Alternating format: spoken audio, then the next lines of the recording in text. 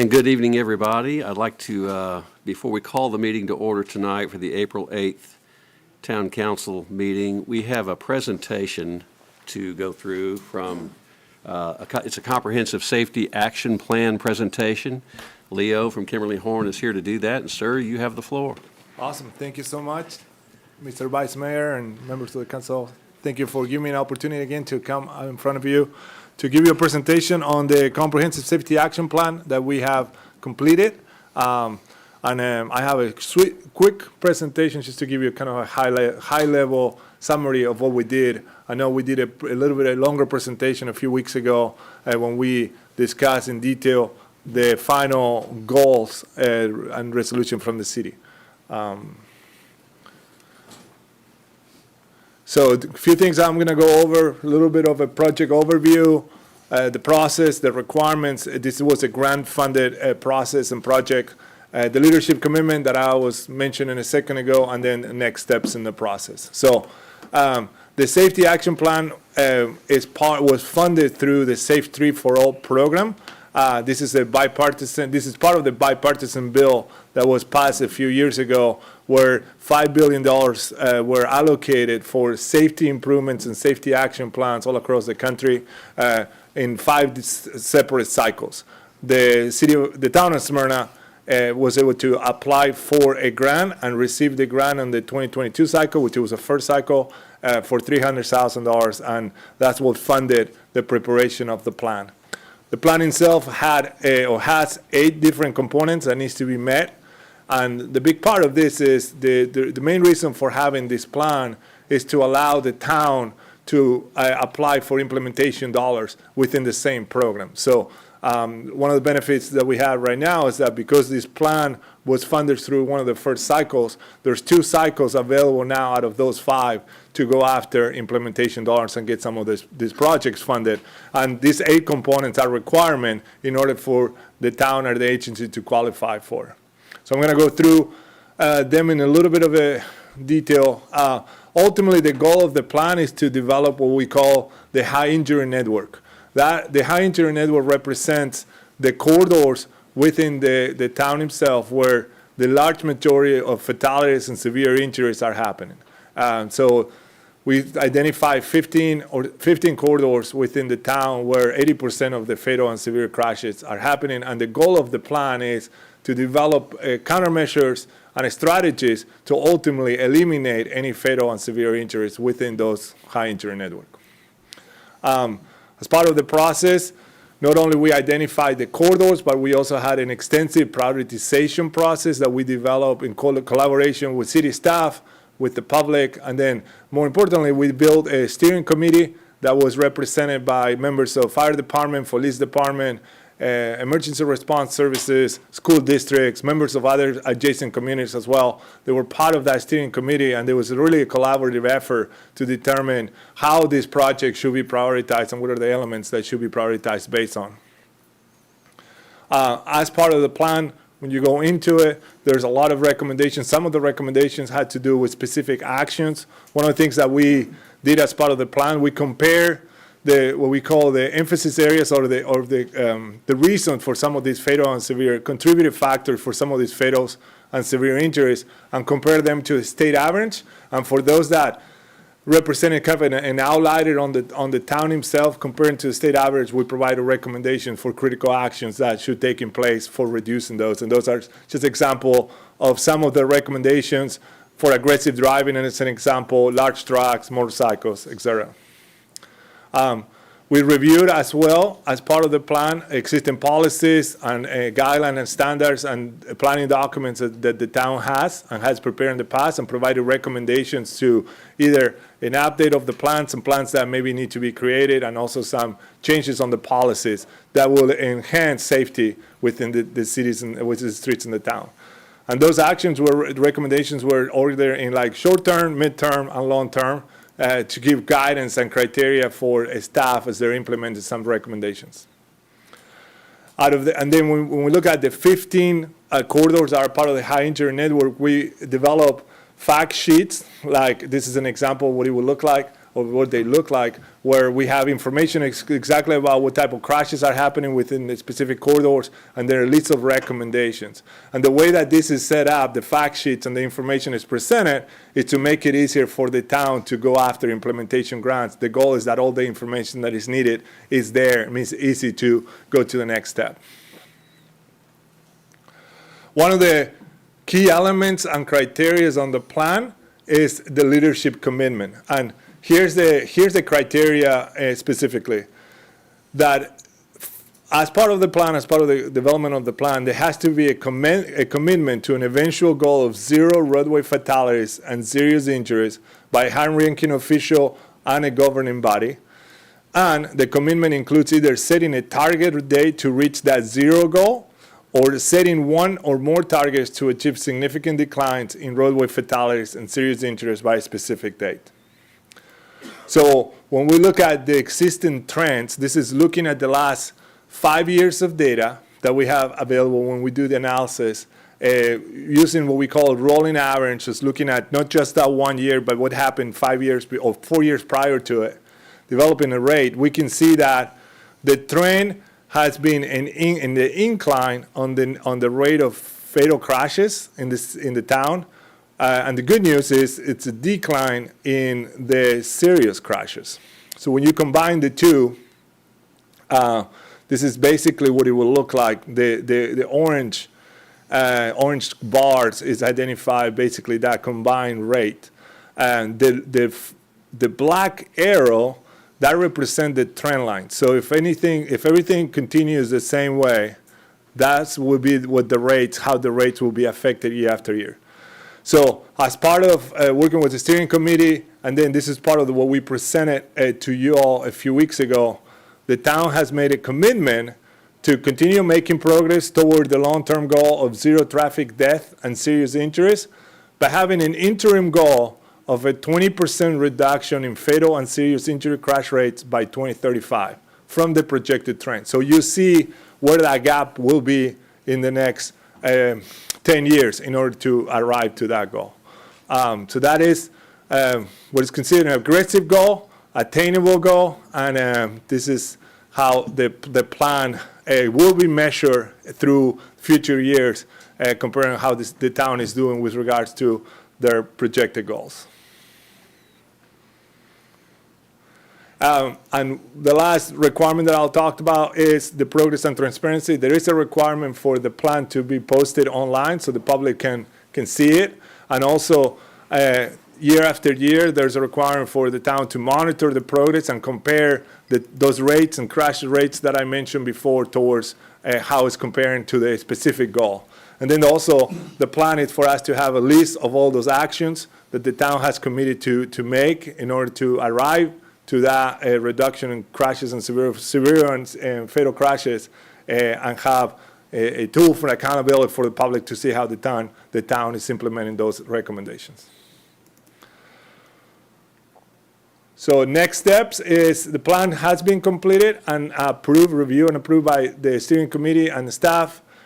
So the plan is for the safety action plan to be adopted today with the goal setting of that resolution for the goals that were set as part of the plan, and then hopefully support the town staff for going after Safe 340 grant applications for implementation of some of those projects in the next cycle. The call for projects just came out 2 weeks ago, which was exciting because for those of us that have been monitored the program itself, that program was put on hold for a few months with the new administration, as the new administration wanted to review the criteria used for that program before getting more projects approved and authorized. And the call for projects just came out a couple weeks ago with small changes on the criteria, but meaning that the new administration is committed to continue with the program moving forward, which is good news for all of us involved in that. So, and with that concludes my presentation. If you have any questions. Leo, thank you. Any questions from anybody here on the council? I've got a couple. So what type of projects have you identified? Are they geometric? Are they roadway improvements? Are they equipment? You know, what type? Yes. And then two, if we don't meet that 20% reduction goal, what is the, what's the counter to that? Do we give the 300,000 back? Do we keep it or? Right. So let me answer the first question. Yeah. The $300,000 back, you keep it. The requirement for that was to Do the plan. complete the plan. So the plan is completed. Once you adopt it and accept the resolution, you have committed Sure. your requirements for that. The 20%, whether or not the town meets or not the 20%, we don't have enough historical data to see what would happen, right? If the town does not meet it, and how that will impact future applications or so forth. My response to that would be, first of all, under this program itself, there's 2 more years for implementation. So whatever happened, this is like a 10-year goal. It will not affect you being going after projects in the next 2 years. And what I think is going to be more important for future programs, it's not necessarily whether you met the goal or did not meet the goal, is how aggressive and active you were about implementing some of the recommendations, right? So we do the best we can to say, yeah, these countermeasures will help you with reduce the rates, but it's really unknown. I think if there's a commitment from the town, really what the program is looking at is a commitment from the town that is recognizing that there's fatal and serious crashes that it should not happen, they're unjustifiable, and do actions to make them go away. So, and then I think that answered 2 of the questions, the specific one. So the plan has recommendations at all levels. So policy recommendations of things that should be changed or plans that maybe need to be developed to help the town as a whole. Like one of the things that we're seeing throughout is payment conditions, right? And the nexus between the payment conditions. We receive as part of the plan an extensive public input. We have a website. We met with the public in different events. And one of the things that come always to the top is payment conditions, right? So there is a nexus between safety and the payment conditions. So one of the recommendations is have a payment management plan that can maximize the funding from the city and the better use of the town and the better use of the fund to improve the payment conditions. So that's an example of kind of a policy. On the specific corridors, we looked at the data, the type of crashes. We visited each of the corridors, drove the corridors, walked the corridors. So there are specific recommendations like shoulder widening, pavement restriping of some of the corridors to have retro-reflective pavement markers so they're easy to see at night. Rumble strip on the edge lines, on the center lines to avoid road departures and head-on crashes. Some signal timing, changes of signal configuration. So the spectrum is pretty large. Some of the recommendations is to actually do a separate, more detailed intersection control evaluation. Sure. That's what we call them for some of the interchange that it really requires, a large coordination with TDOT, a larger study on really making sure that the configuration of those intersections are safe as they can be. So, Dave, if you don't mind, will that integrate with what we're doing with the pavement management software and plan of what they're recommending that we implement? No, the pavement marking system will only look at conditions of existing roadways from the pavement perspective to know where we need to do resurfacing and remilling. Of course, that could have an impact on safety, but I don't think that there's milling and resurfacing safety concerns that are identified in the plan. Right. So this will be a separate effort. But I thought you said pavement conditions. I disappeared. So payment condition has been one of the what we consider contributing factors. One of the things that the public has expressed concern. Right.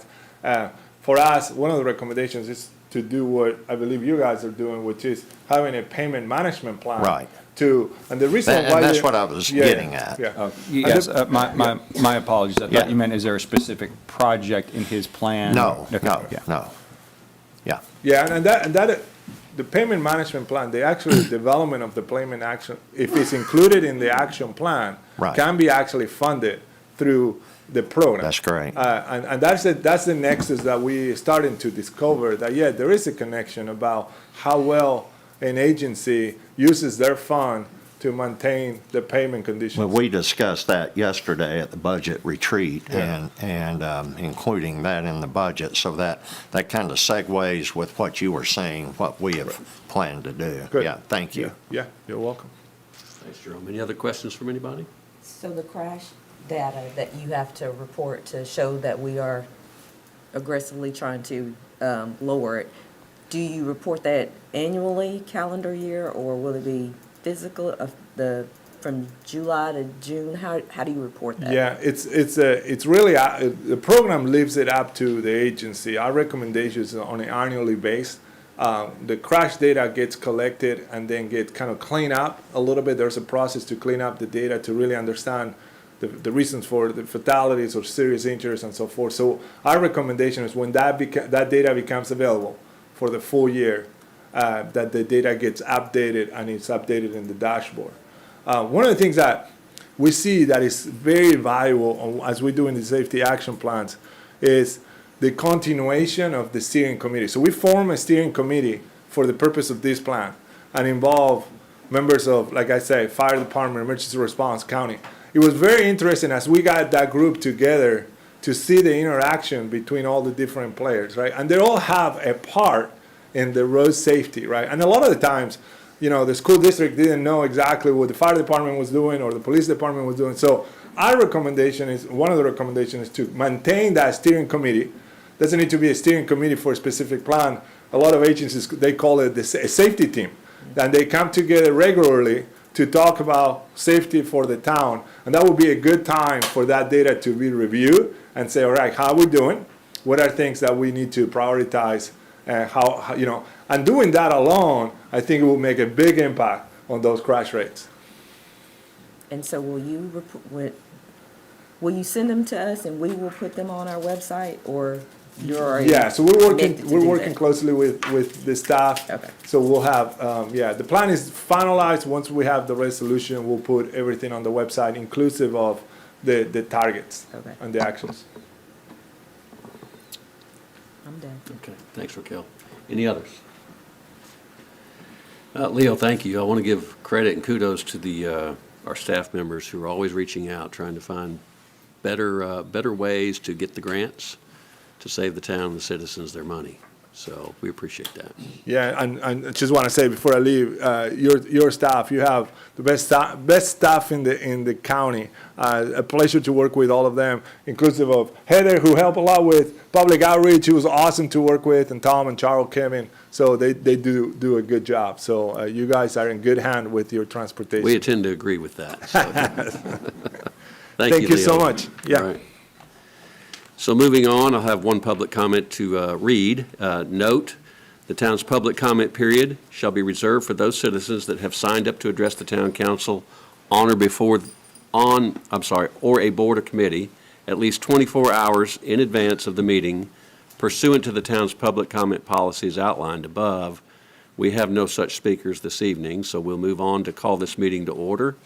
And if you would, I'm going to ask Pastor Tim York to do the prayer and Pledge of Allegiance done by Mike Strange. So if you would stand, please.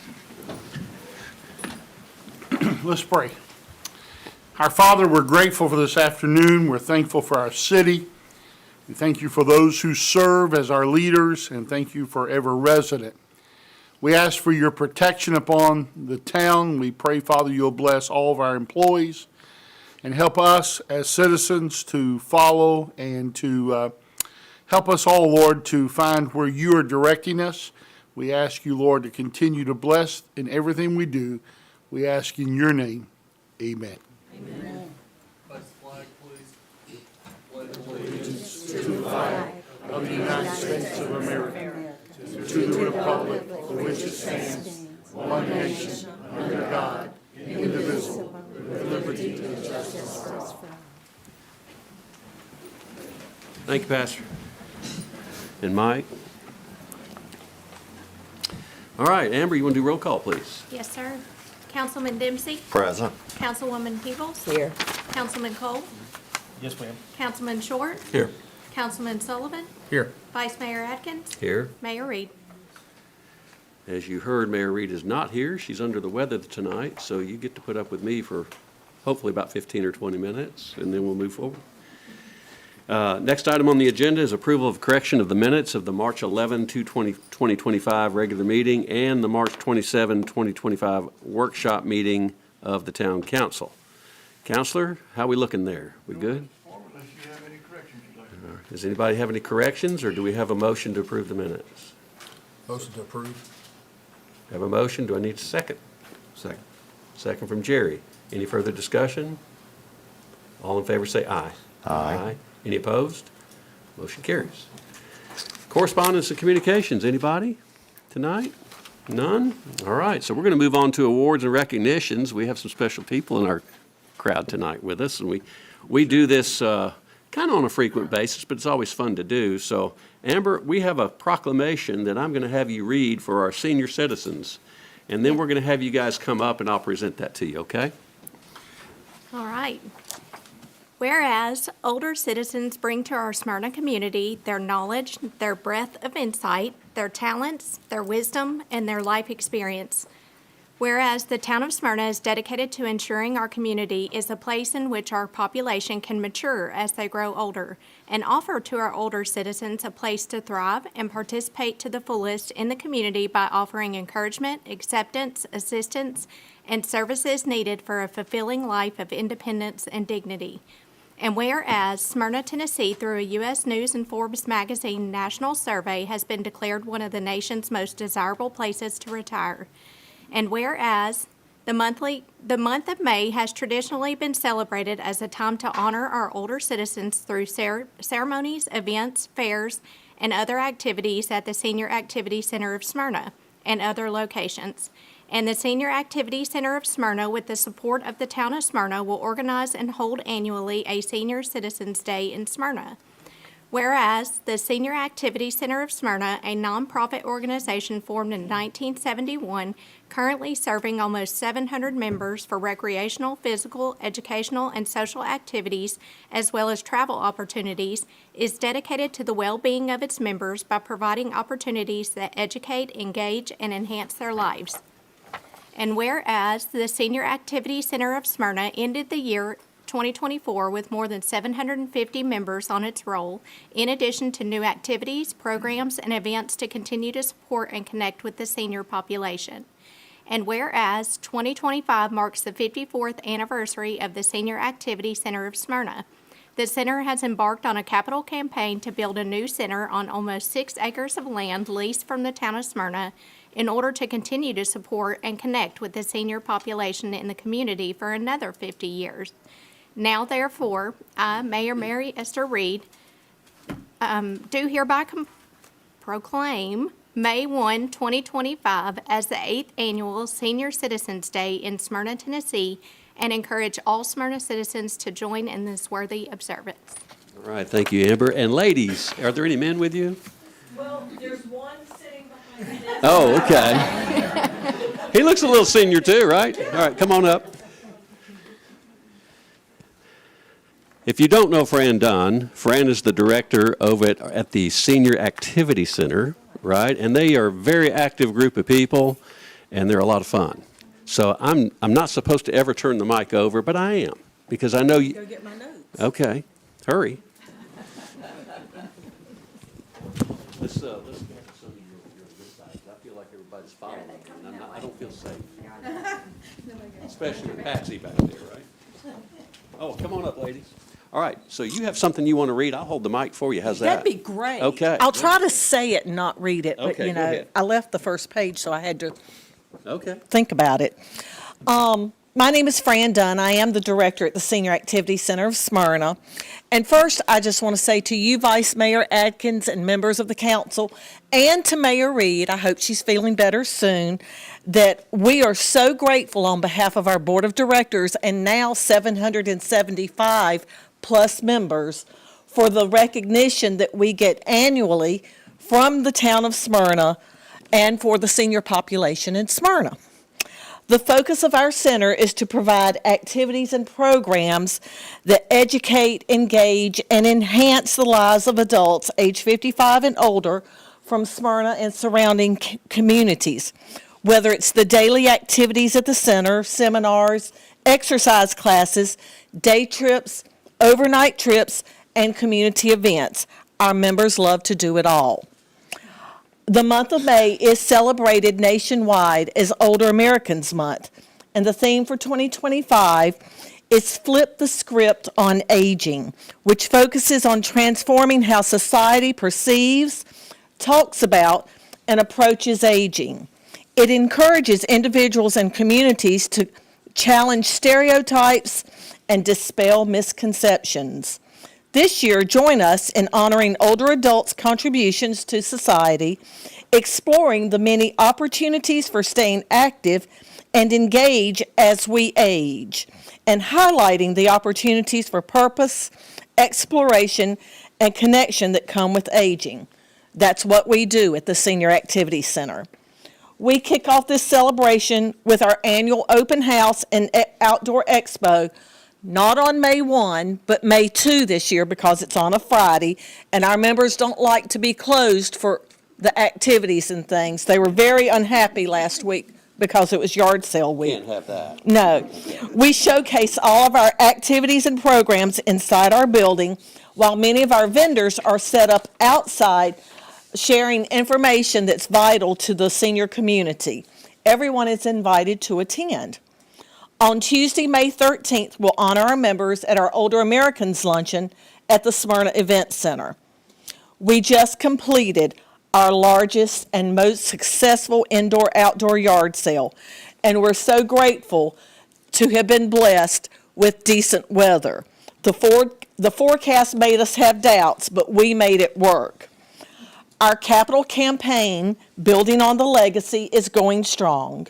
We have raised more than $2.1 million, and we're waiting to hear from several large asks within the next few months. Our goal is to hit $3 million later this year, and then we can approach the Christy Houston Foundation for additional funding. For anyone who's interested in more information about the center or about our capital campaign, Building on the Legacy, please come visit us. We're located at 100 Rake Street, and we're open Monday through Thursday from 9 to 4. You can also visit our website, smyrnaseniorcenter.org. And to be a member, you only have to be 55 years old.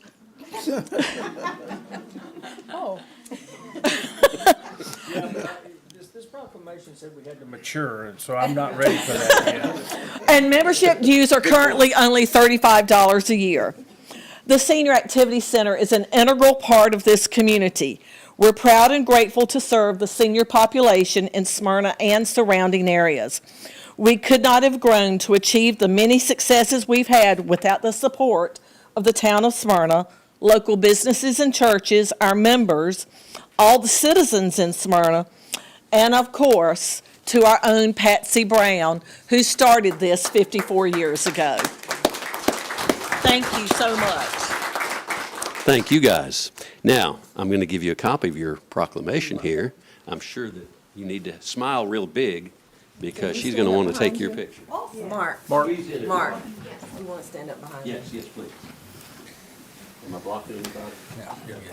Can't see Steve Hang on just a anyway. second. Let's let everybody do it. Slide in. Move down.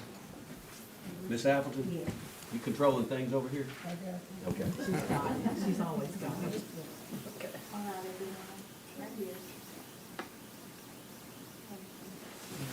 Stay over here, John. Come back, come back. No bunny rabbit ears.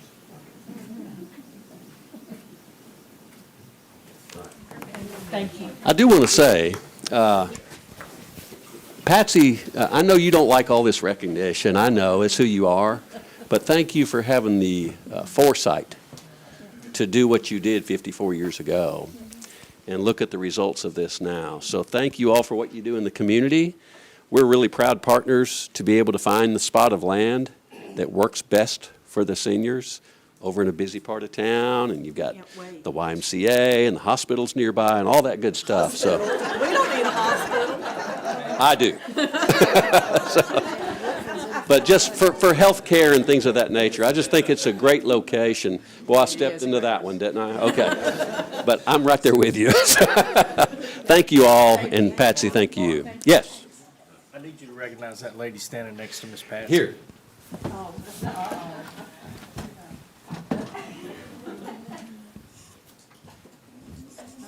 This is my mama, everybody, Mary Lou Thomas. It's her fault. It's all her fault. Thank you guys so much. We appreciate it.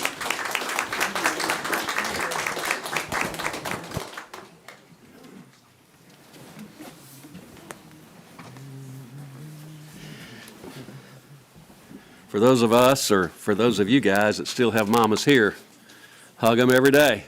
You sure do miss them when they're gone.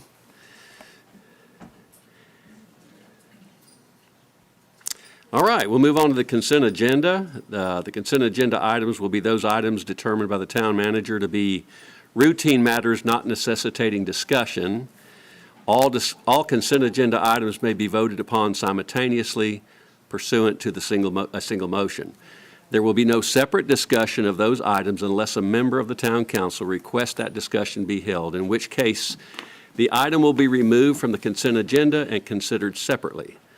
Following passage of the remaining consent agenda items, discussion of any items removed from the consent agenda shall be held in separate motions, and votes shall be taken for each one of those items removed. I'd like to go ahead and read the consent agenda for everybody. I'll start with item A, approval of the items of and authorization for the mayor to execute an agreement with Lumen to provide internet with DDoS protection and MPLS services at Fire Hall Number 4. Item B, approval of the terms of and authorization for the mayor to execute the 2025 Fats, Oils, and Grease, which is FOG, program, work proposal with monitoring and management services. Item C, approval of the terms of and authorization for the mayor to execute extension of the existing Phase 1 sewer rehab contract for CEI services and reimbursable expenses with Thomas & Hutton to include Phase 2.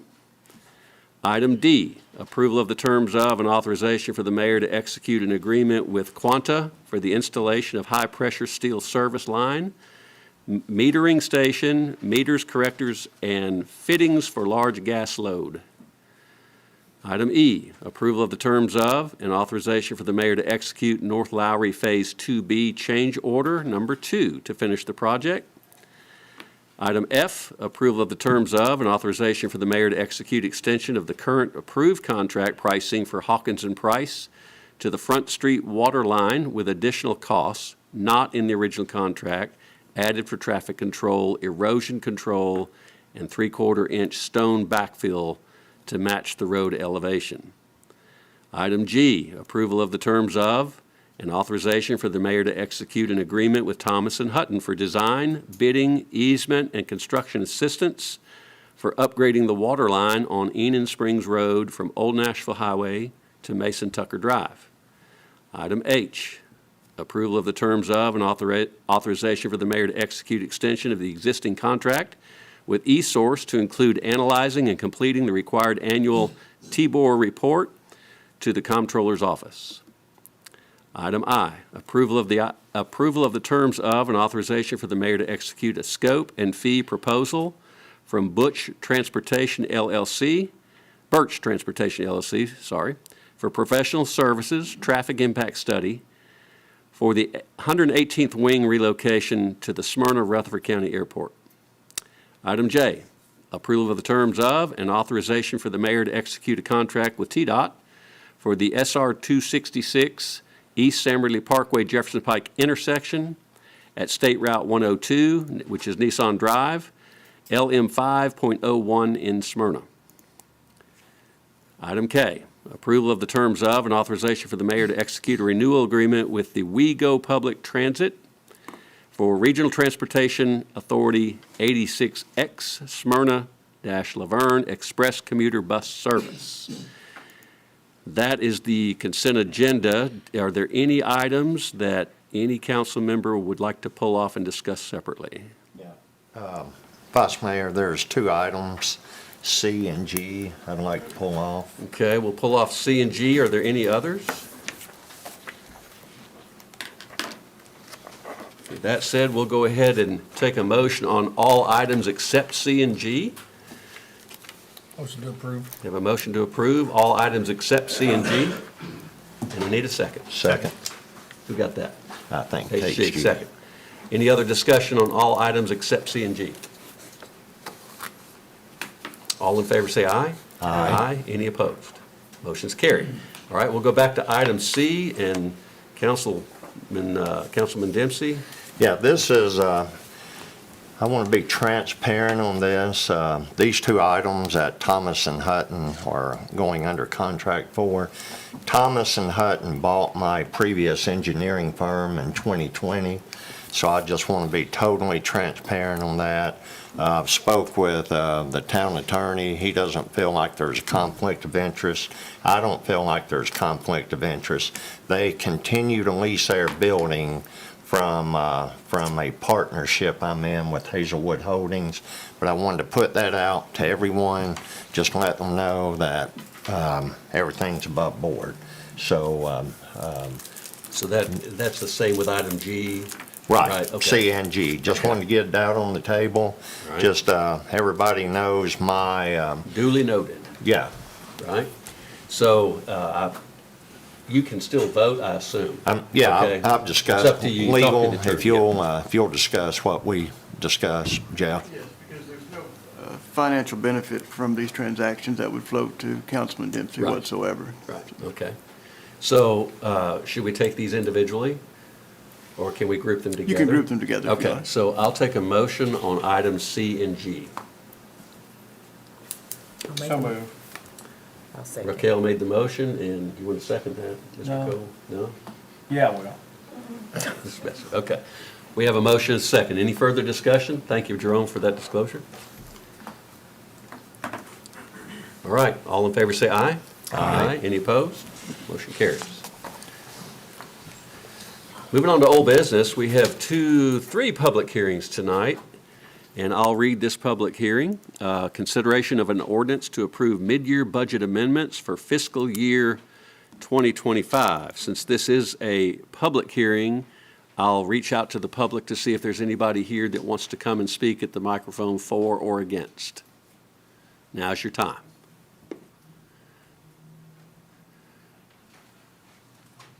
Yes, sir.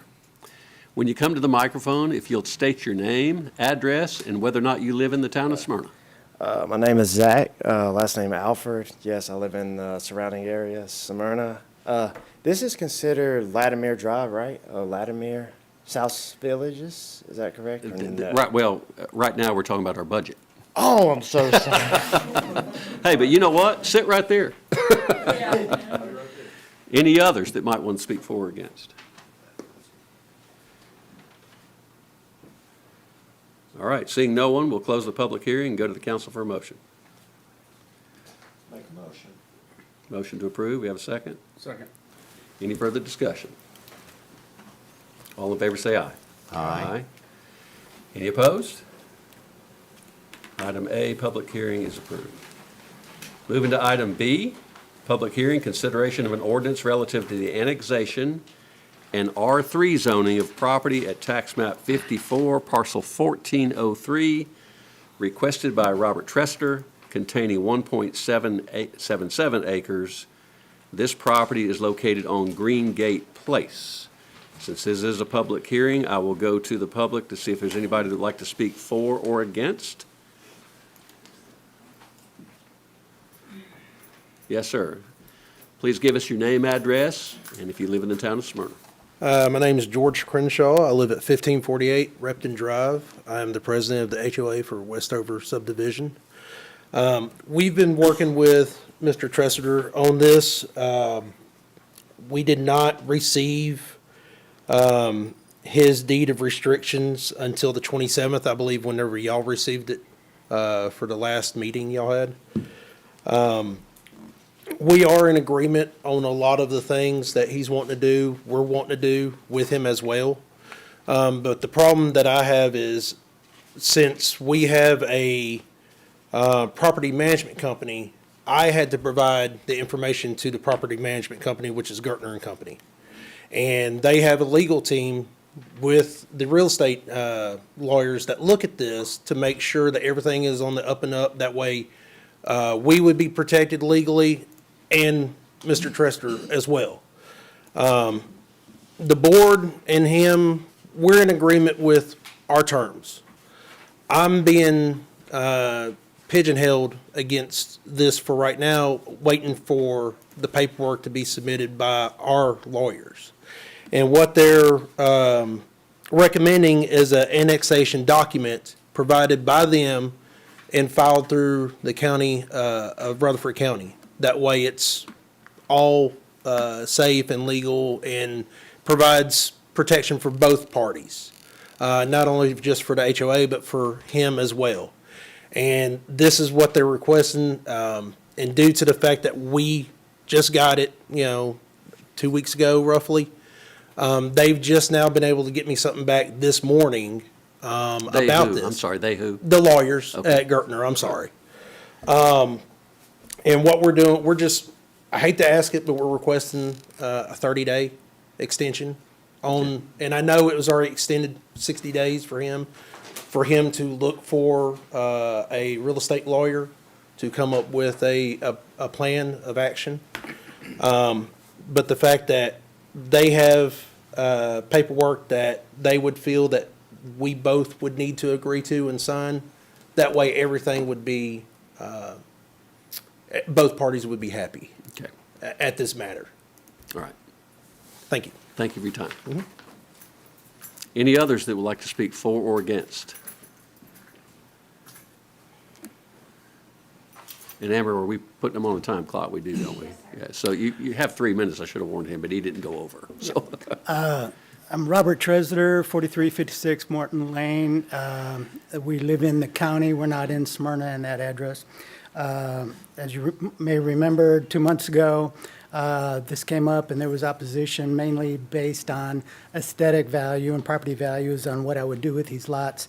So we went on a 60-day postponement for me to find a reasonable compromise.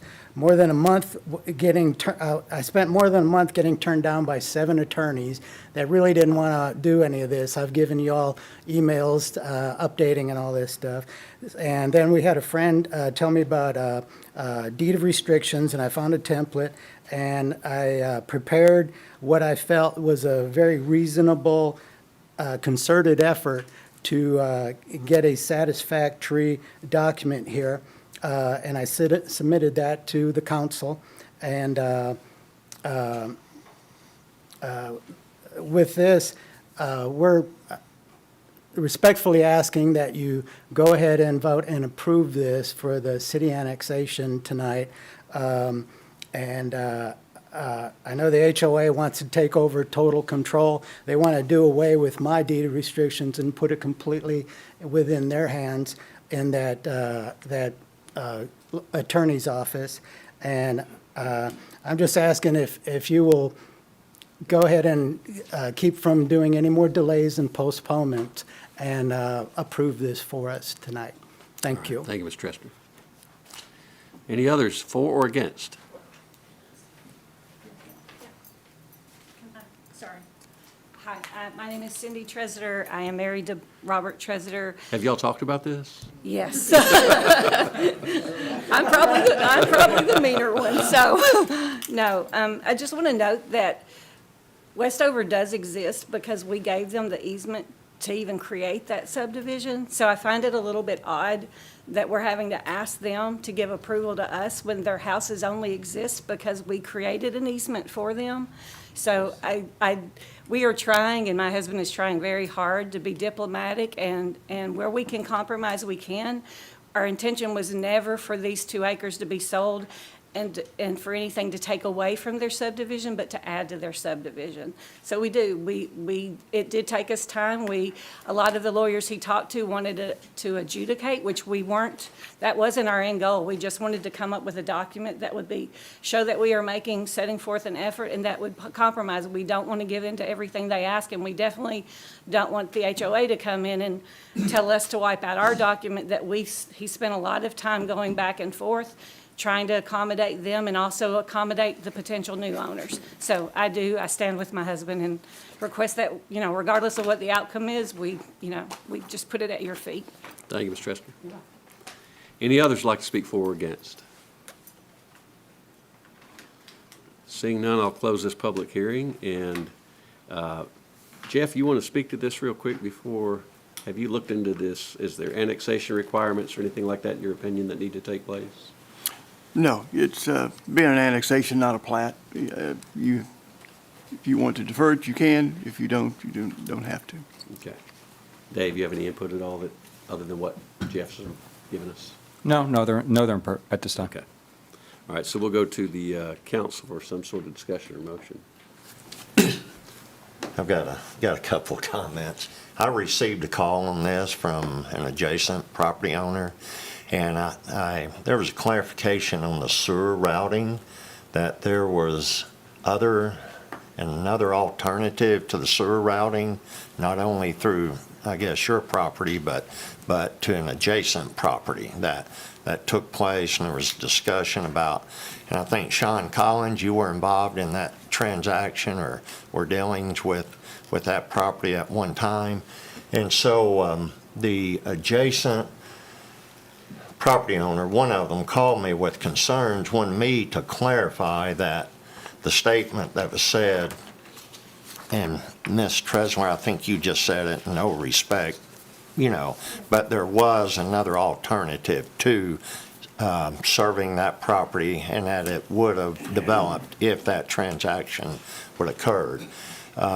What I've got an issue with is, we discussed this last time. We asked for, deed of restriction so that the two lots and what they're building is fitting in with that Westover subdivision, because you guys are going to come through there, use the roads, and admire the landscaping and everything. So my comfort level is for the HOA to review this, since they're going to be taking care of everything, not necessarily y'all's green space, but the existing green space. I would like for everybody to be in agreement with what's in there. And the other question I had on this deed of restrictions, the deed of restrictions, I guess, goes with the property, but they still have to meet our zoning regulations once it's annexed and brought in. So my comfort level is for everybody to have all the I's dotted and the T's crossed before I can vote on it. That's my comments. Kevin, do you have a statement? I mean, I didn't really have anything beyond, I was just going to present it to you, but. Okay. Are there any others up here with comments or questions? I think My only perspective, I guess, is, I hear what you're saying, Jerome, and what gives me pause is what you just said basically is we want both parties to agree, and we kind of are in a mess because I made a motion that basically said that a few meetings ago, and we can't force two parties to agree. And so what I'm concerned with is once it gets into the HOA's hands, the HOA makes wholesale changes to make what they want it to say. And basically, Mr. Treseder and HOA come to some sort of impasse, and this just keeps drawing out. And the reality is, it's Mr. Treseder's property. He has a right to sell it. He doesn't even have to be willing to put deed restrictions on it. He's just chosen to try to be a good neighbor. I feel like he has a right to sell it. He's made reasonable restrictions, but I feel like we should just move forward. Unless he wants, we can't defer it anyway, right? Well, we can.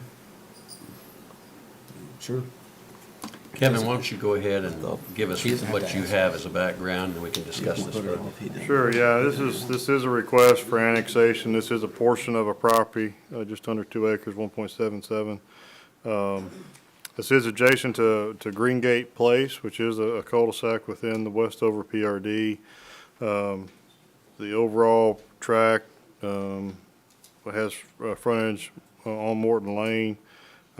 Medium-density residential is what our land use plan would call for, which this would certainly be consistent with that. Surrounding zoning is a mix of R3 in the Westover PRD in town, RM in Rutherford County. We would be providing all services to this area upon annexation except for water, which is provided in this area by CUD. The Planning Commission did review this, did recommend approval. The The only changes on this since you looked at it before was the deed of restrictions that Mr. Treasurer submitted. There's nothing's changed on this. In your packet, as well as, I think we've got a slide here, that there's been he's had it surveyed and a plat's been drawn up, kind of at least nothing's been obviously been recorded or anything, but plat's been drawn up already, kind of showing the lots and the layout and everything like that. Certainly would meet the R3 zoning requirements that we would have.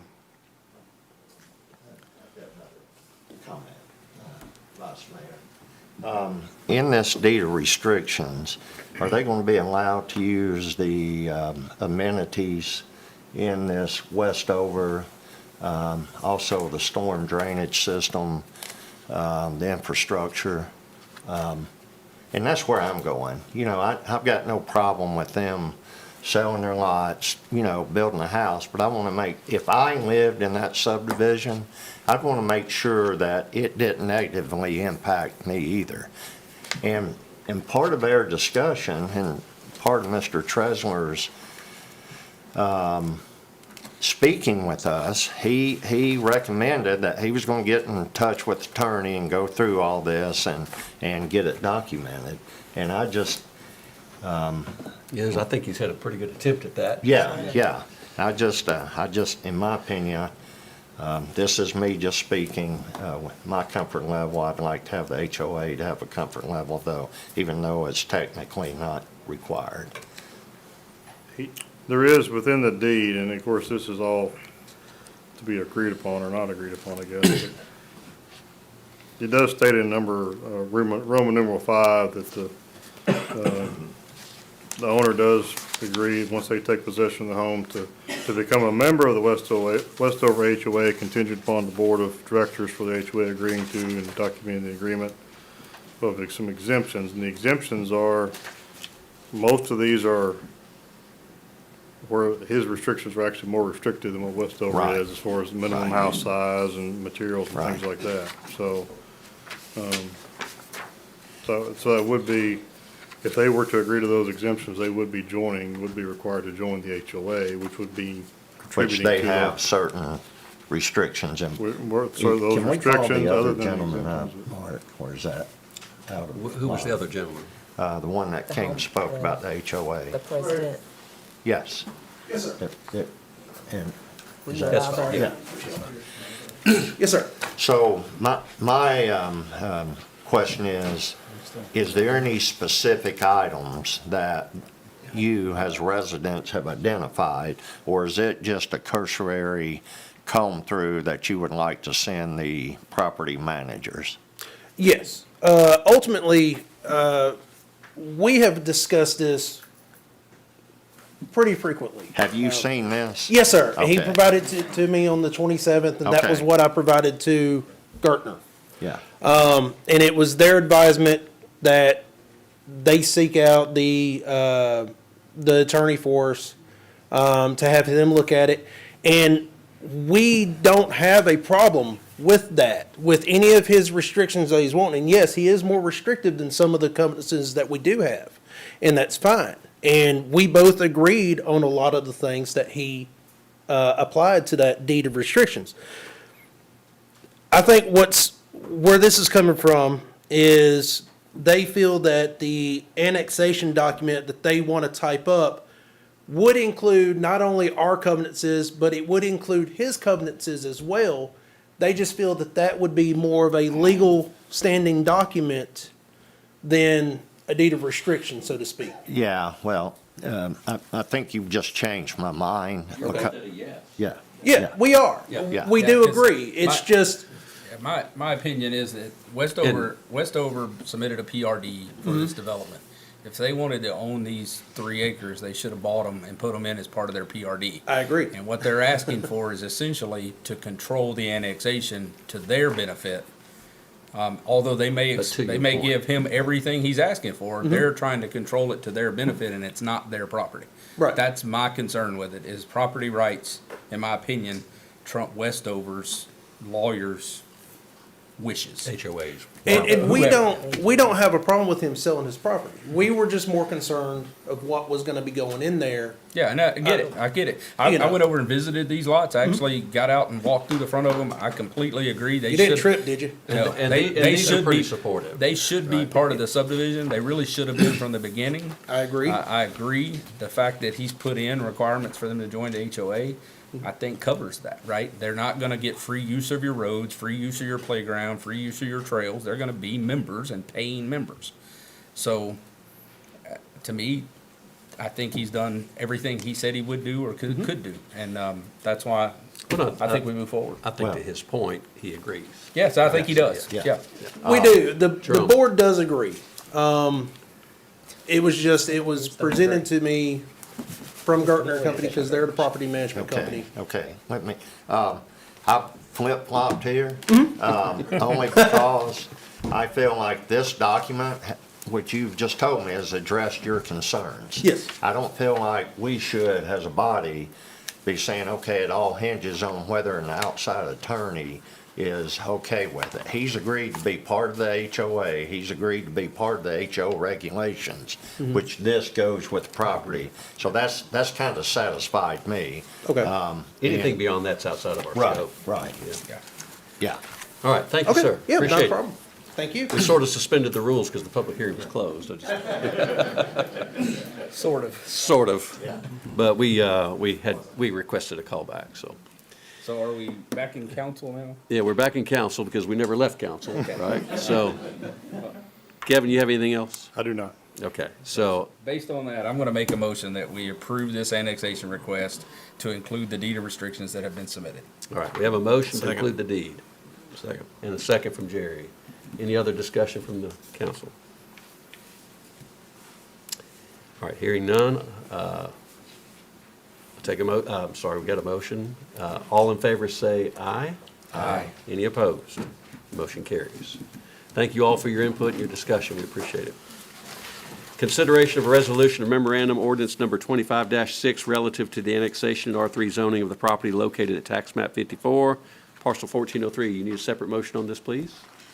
Motion to approve? Have a motion? Second? Any further discussion? All in favor say aye. Aye. Any opposed? That motion carries as well. Item D, our last third public hearing, consideration of an ordinance relative to the rezoning of tax map 34G, Group A, parcel 100 from a PRD with LSO to PID with LSO, requested by Robert Latimer. The property requested to be rezoned contains approximately 1.45 acres and is located at the intersection of South Lowry and Stewart Drive. Kevin? Yes, this is a rezoning request on Lowry Street at that Stewart Drive. Also has frontage on the private street of Southside Drive. The land use plan is part of the mixed-use center character area, which is a part of our comp plan and also the Lowry Street overlay. This would support a wide range of uses and building types, such as retail, restaurant, and attached residential uses. Surrounding zoning is C2, C3, and PRD, which is the South Side Townhomes PRD. The existing approved PRD would also be for townhomes. It's 21 townhomes in 3 separate buildings. This requested PID, or Planned Industrial District, is for a 78,277 square feet climate-controlled self-storage building.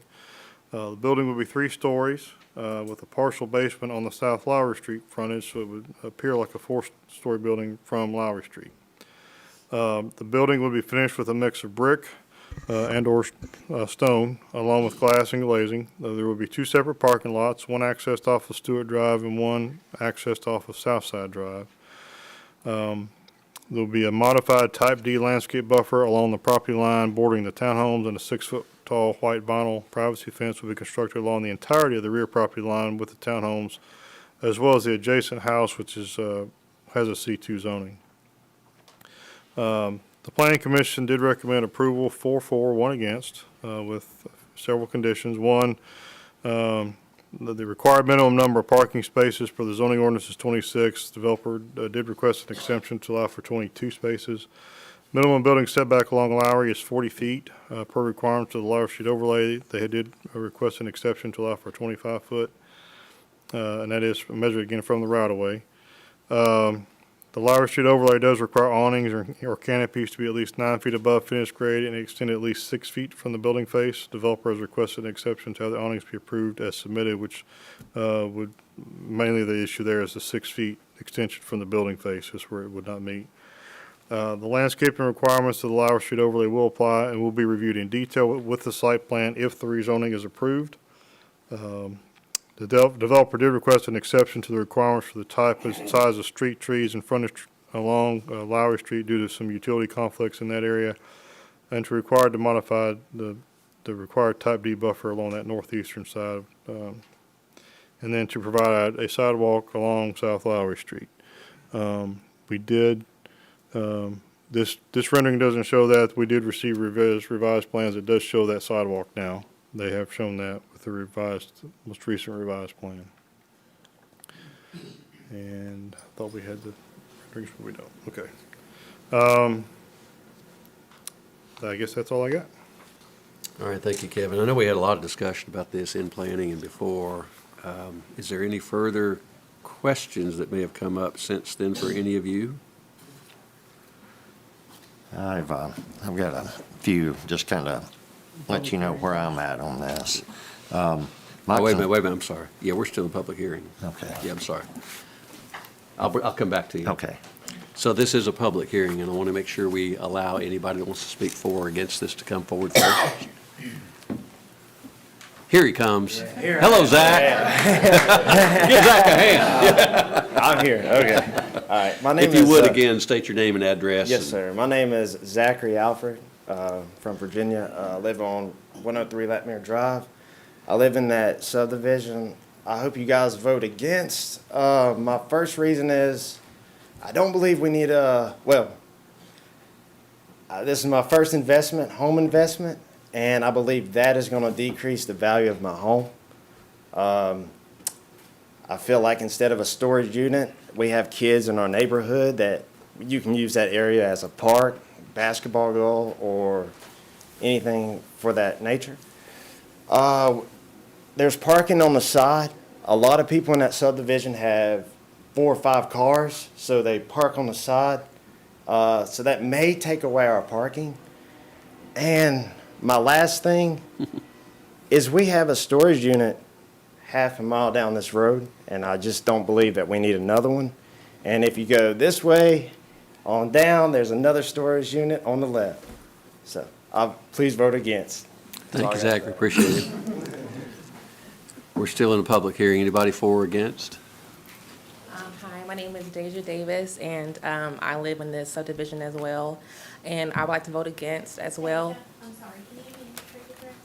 101 Latimer Thank you. Drive.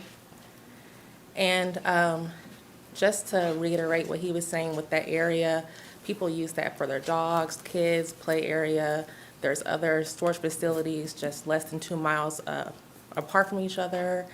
And also to reiterate the property investment value, I feel like would decrease as well as a investment homeowner as well. Thank you. Any others, for or against?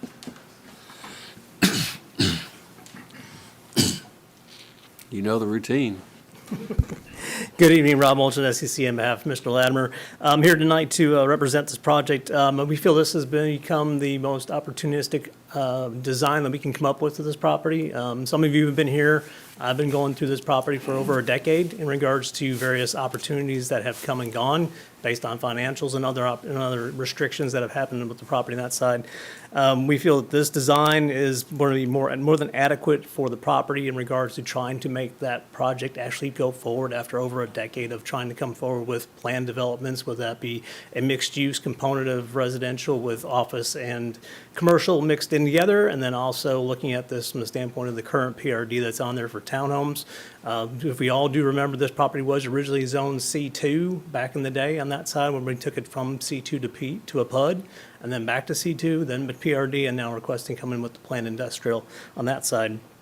We look at this building as being potentially a catalyst for the LSO district on the south side of town. We've all implemented the LSO for this whole corridor along Lowry. So far, there really hasn't been any momentum with that. We kind of hope that this building would become the catalyst to kind of push more opportunities for development along this corridor that you guys have set up for the town of Smyrna on that side. With that, I'm here for any questions and comments after the public hearing on that side as well. Thank you all. Thank you. Any other for or against?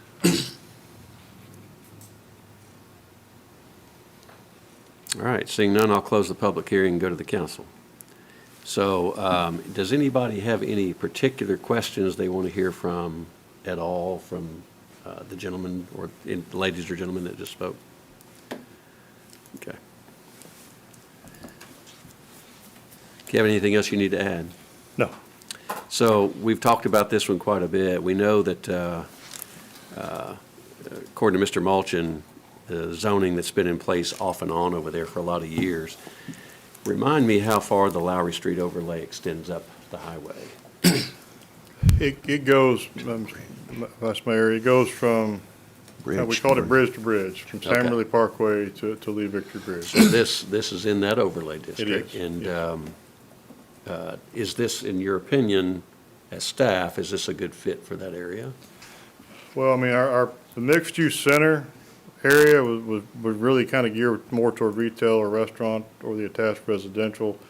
This really doesn't really fit those three uses. Certainly from an architectural standpoint, they've done a lot of work to fit those requirements that we have that are in the overlay. But the overlay is more of aesthetics and landscaping anyway. The mixed-use center is, it's in the comprehensive plan, is where that's coming from, which is more where the use would come in, more so than the. I kind of want to speak the to overlay. Mr. Zachary's pointed question regarding parking. He said a lot of people park along that road over there. First of all, we know that's not a public parking area. It's not for use of public parking, especially at night, when we have an ordinance that says you can't park there, right? Can you speak to parking a little bit? And we talked about the parking spaces there having to be adjusted, but it is indoor storage. I know Planning Commission talked about that for a good while, and I think Right. staff was okay with the adjustments we made. Yeah, the indoors, the parking area, as far as that and the use, I think we're good there. As far as the use itself on this property, if the people are using this property for parking or then that'll be up to that property owner if how they wanted to allow that or not allow that. Within the streets themselves, there is limitations to how often you can park and how long you can stay there overnight. It's a little bit tougher for the town to regulate some of that on the private streets because the development, Southside Drive and all those internal streets are all private. But certainly Stewart Drive or obviously along Lowry Street, that would not be allowed. Right, but they should not be parking on the side of this property. Right. Right. So let's talk a little bit about the landscaping buffers and things that are put in place to protect the homeowners in behind here. I heard a comment regarding, I wish the town would turn that into a park or something like that. Well, the town don't own the property, so we really can't say this should be a park, because we have parks people that probably love it, right, HG? Sure. But this is the free enterprise system, if you will. It's a property owner that has tried many times to come up with a plan to put something on the property that makes a good fit. I know Planning Commission looked at this, and we had all but one recommend it. From a council perspective, I want to have that discussion here and see if anybody has any heartburn about it or not, and I want to then take a vote. Yeah, you open it up for questions. Yeah. My first question, Kevin, are there any industrial properties around this? I don't think there are. The nearest one's certainly along, obviously Nissan in that area. Right. It's probably the closest one. And the land use plan indicates mixed-use commercial residential, in my Correct. opinion, which would be more conducive to the residential there than a industrial zone PUD. I give it to you, the renderings look good, the materials look good. I just don't have a comfort with the use. 4 stories and a parapet wall is a, and I got to thinking, you know, will South Side ever see a sunset anymore if that thing is built? And so I've got heartburn with the use. I don't think industrial fits there. Also, am not in agreement with the reduction of the 15-foot setback. I've heard complaints in the past with the apartments that were built on Lowry that they were setting too close to the roadway. Kevin, with this, I'm sorry, Jerome, were you done? I'm I've sorry. got one more point to make. And then, has staff looked at this from a traffic impact perspective? Do we have a comfort level that there doesn't, if approved, it doesn't need any improvements? Because I think the 78,000, did we ever, I asked a question about how many units was going to be in that development? Yeah, I don't know that we didn't get an answer. I don't know exactly how many units. Does the gentleman know that's designing it? I think 78,000, I think, Square feet. yeah, square feet. And also, while he's coming up, the setback, talk about the setback just a little bit when you come back up, Kevin, because I think the 15 feet's a little deceptive. It's actually further than that, but I'll let Kevin address. I can think speak it's to that if you like. 25 feet. I'm sorry. I can speak to the setbacks if you like. Okay, go ahead. Yeah. The setbacks per the district are for 40 foot. Currently, the PRD that's already approved in the property actually has a 20-foot setback. We're actually pushing the building 5 foot further off the right-of-way. So we're actually going I to thought I 25 heard the foot. last time it was going from 40 to 25. We're asking for 40 is the baseline Right. based on the zoning, but currently the property right now with the townhomes that are approved in the PRD, it's at 20 foot. So with this request, we're actually pushing the building back 5 foot further off the roadway. So we're technically still 15 foot off the requirement if this was just, if coming from the LSO district on that side.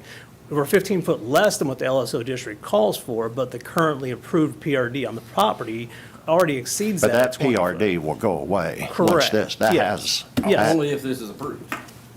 Only if this is approved. Right. Yeah.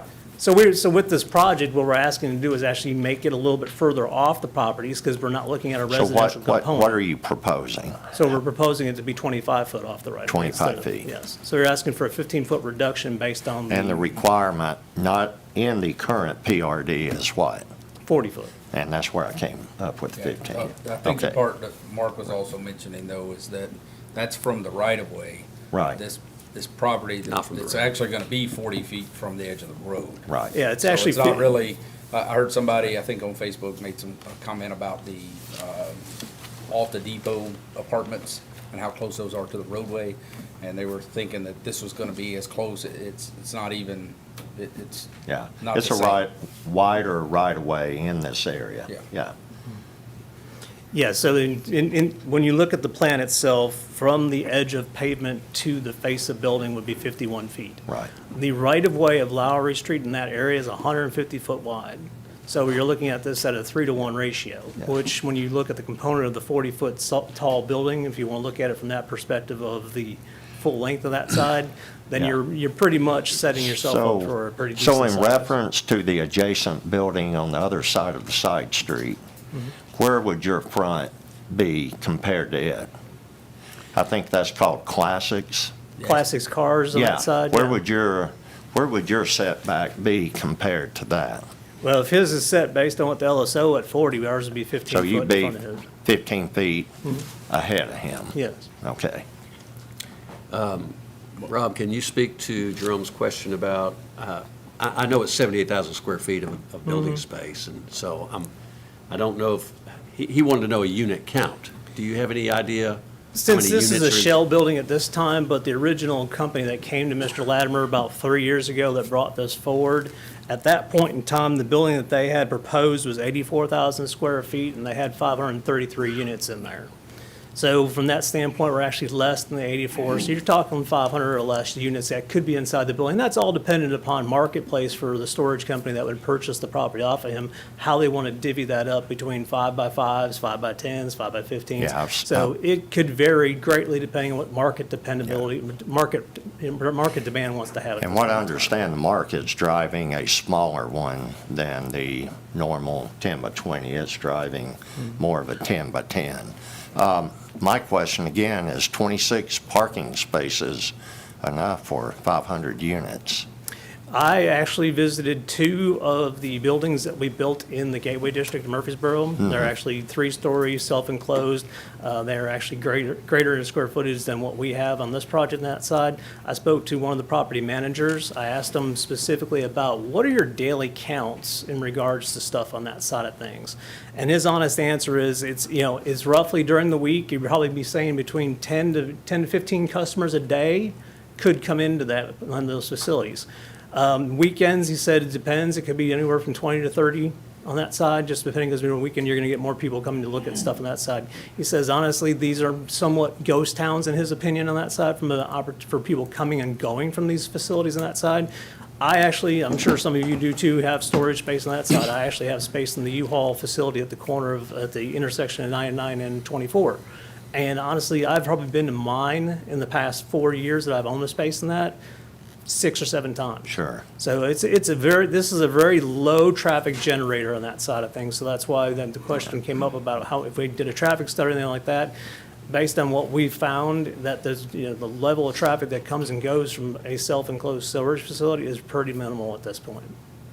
I think we even talked about the one over by Champy's and how it stays Right. pretty empty most of the time, parking-wise. But So that's why we felt that, with the currently approved PRD at 21 units on that side, you're talking probably 50 car trips a day, peak time, coming and going on that side of things. Whereas here, if you're talking 10 people a day that may come to this, and they're going to be at countless hours a day that it's open, that trip generation is really spread out really thin across Yeah, the board. my main thing is going from a mixed-use recommendation from the land use plan to a industrial PUD.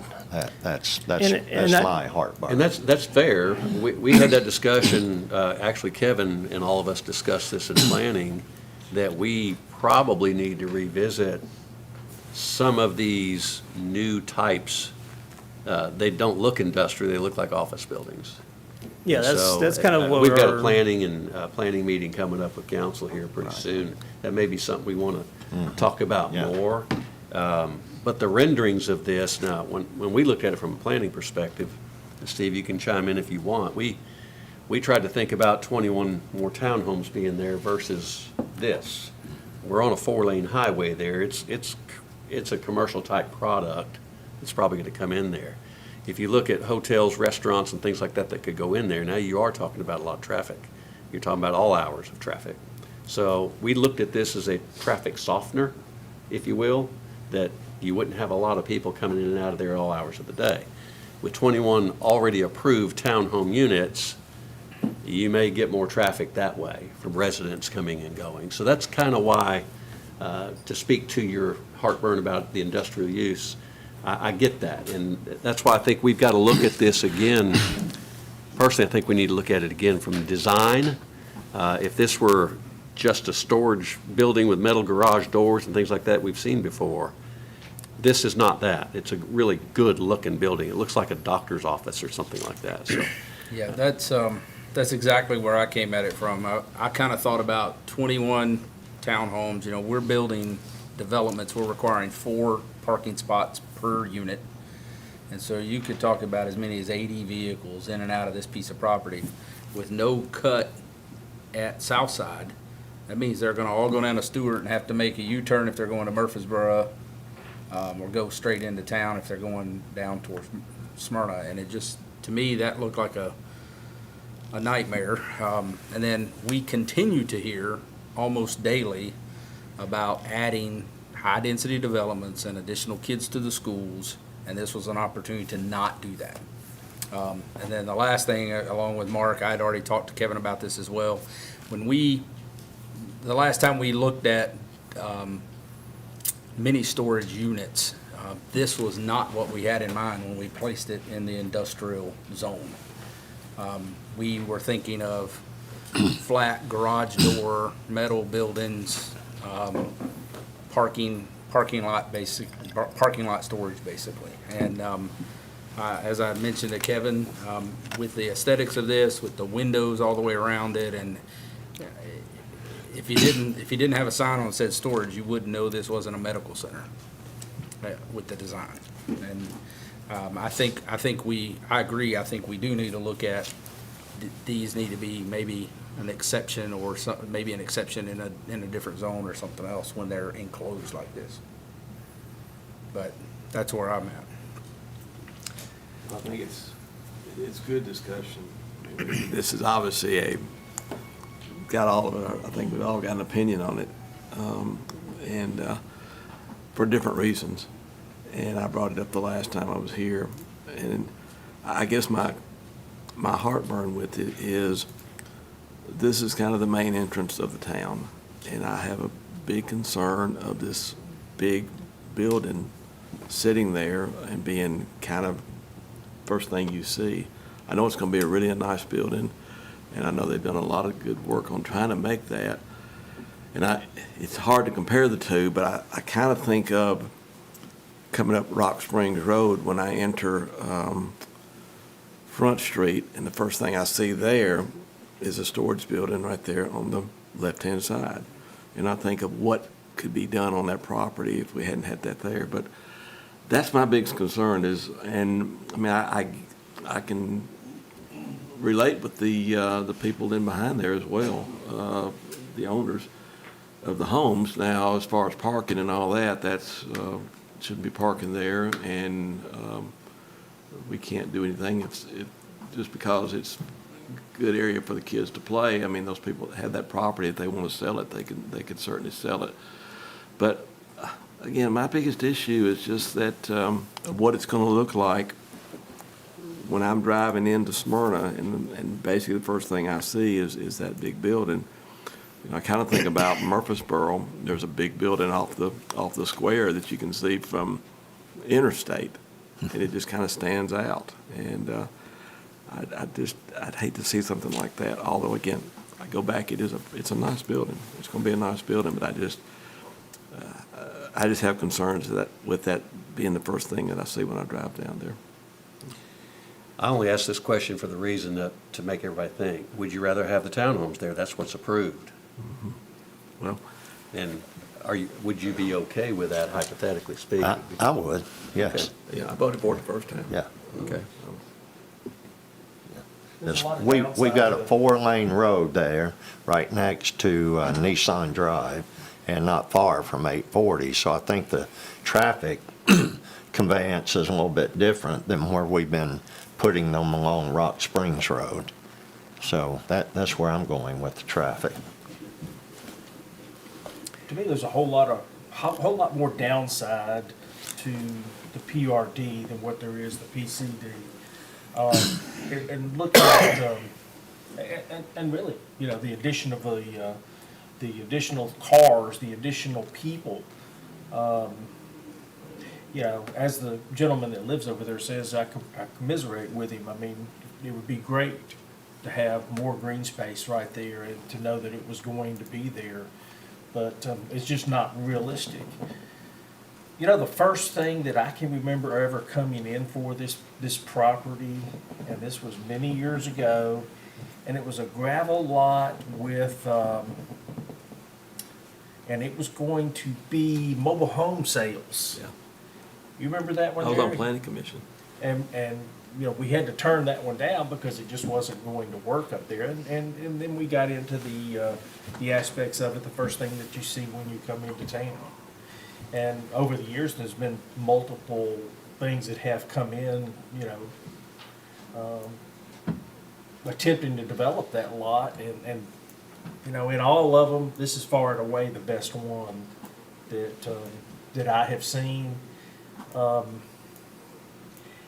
And you know, they brought it in before, and it was going to be a little easier on them before, and we asked them for a few changes to it, and they were quite receptive to making those changes, and I think that what they've come up with is, you know, they always talk about highest and best use and stuff like that. Now, you know, is this highest and best use? I don't know, but it's by far and away the highest and best use that I have seen of it as far as aesthetics and usability of it. But I don't know. I think it's a good looking building. You know, Jerry referenced the one down in the middle of town, and I'm glad that's at least a decent looking building, but I didn't like the place where that was either. But I don't know, I can live with this one. To your point, Mr. Councilman Cole, we did bring this through to Planning Commission a year ago, May, on that side. We did have a lot of, feedback and, and some point back from the Planning Commission at that point in time. At that point in time, the building was almost 98,000 square foot, so we brought this down by 20,000 square feet since that Planning Commission, almost a year ago on that side. So we made a lot of different revisions to this, numeric wise, but also aesthetic wise to the building on that side. So I think, Mark knows, because he was on the Planning Commission at that point in time, that this building was not as attractive as it is today on that side. We brought that component down in scaling and massing and try to make this look like Steve said, it's more or less a kind of a building that looks like the shell of an office, but it has internal component of a storage facility. Yes, and unfortunately, storage facility based on the zoning that's in place today is classified as an industrial type of use. I beg to differ with that type of use on that side in regards to industrial. That's your opinion, yeah. And it is, and that's why I think it's good for everybody from this municipality and others to start relooking at the terminology for, storage facilities on that side, because they have changed from what they were, a decade or two ago in regards to one-story buildings with gravel and roll-up doors and that kind of stuff, to where we now have a lot more of these, facilities that are now multi-story, they're internal, they're enclosed, you don't see all the people, you don't see the doors and everything else like that. Now, to Mr. Sullivan's point on that side, we went through and made certain that, unlike the one on Highway 99 and 24, where you see clear glass and you see the storage doors on the inside, we went through and made this building to make certain that it was glazed glassing, so you can't see through to that interior section of stuff. So whether that's the back of units facing against the dead wall, or there's actually a corridor space along the inside of that, you won't see those storage doors from the outside and that side. And that was really what we really focused on for 9 months, trying to get this building back from where it was a year ago, May to today. So, Vice Mayor, I've got another question of Kevin, if he could answer a question. Sure. Speaking of the south side condominiums behind this, is in the Lowry Street overlay, is there any height restrictions in the overlay? Because if I'm not mistaken, this is going to be about 50 foot tall from facing Lowry. On the four-story side, you're, I don't know if it's quite 50, but you're taller. There was no exceptions. They would be meeting the height limitations in the overlay. There was no exceptions. At the top of my head, I can't even remember what the height limitations, or if we even had anything beyond the base zoning with the height limitations in that overlay. Yeah. So, again, there's no exception requested, so that they're meeting those requirements. Okay, a lot of discussion. Ro, anybody else? I'm done. Okay. Yeah. I can Okay. appreciate that you have made the changes to the plan and brought those back and tried to make it something more acceptable. But I still have big concerns about it. I mean, it will be a building that seems very isolated in the middle of town. Well, not the middle of town, but coming into town. So I'm still not comfortable with the plan. I can appreciate that you have made a lot of changes to make it be more appealing in this part of town, but I'm still not comfortable with it. it sounds like there needs to be some more discussion, maybe some thought on this. And in regards to this conversation we're having tonight, I'd like to have some more time to kind of think about some of the conversations we've had and kind of do some more thinking to see if we can't come up with something that may be a variation to this and that side. And I'd like to request a deferral for 30 days to see if we can't come up with an opportunity to kind of figure out a solution if there is one that, you know, the client's willing to work with. Okay, we have a request for deferral. Jeff, are we good here? Okay, so The applicant is now requesting a deferral, so we'll leave it up to the council to make whatever motion they want to make, and we'll see where that goes. So help me out, Jeff. How does that work? This is second reading, right? We would just have to advertise again for another second reading, if you deferred it for 30 days. What happens with changes that he may make? Do those have to go back? Depends on how substantive, yeah. So it would be depending on how substantial. Right, if they were are. substantial, then they would go back to planning commission. Got it. So if it's not deferred, we can vote now to, Yeah, That's but- correct. It's, That's he's correct. requested deferral, you don't have to grant the deferral. Okay. So, I'll make a motion that we accept the applicant's request for deferral. All right, we have a motion to defer. Do I have a second? Second. We have a second. Any further discussion? All in favor of the deferral request, say aye. Aye. Any opposed? aye. Aye. So it's 4-2. 4-2, you got that? Okay. So that motion has been deferred. All right, moving on to new business. I think that's where we're at. That was a long one.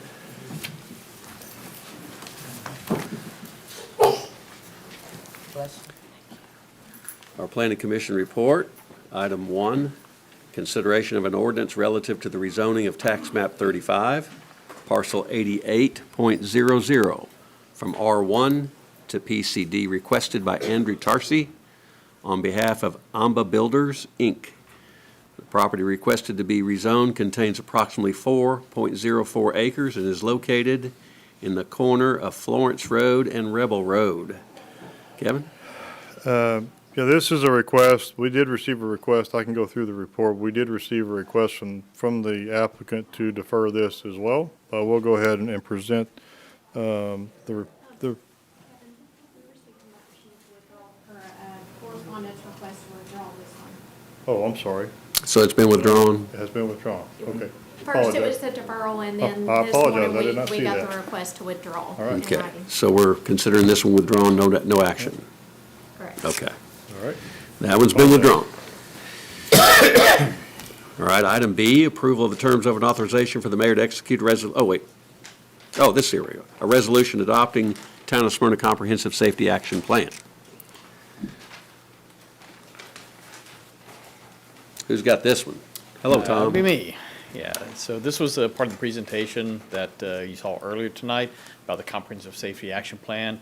By approving it, what we will be able to do is be the basis for us to go out for implementation grants. As Leo mentioned, the notice of funding opportunity has opened up. It's open until June 26th, so that'll give us time to, Leo and I are planning to meet next week to talk about some projects we're going to be going for grant applications. And so by approving this, this shows the town's commitment to meeting that 20% reduction over the next 10 years of fatal and serious injuries. So that's what I'm asking you guys to do tonight. Thank you, Tom. This is all based on the presentation we had at the beginning of the meeting and the prior presentation. So we're looking for a motion. Mark, I have a question, if you Okay. don't mind.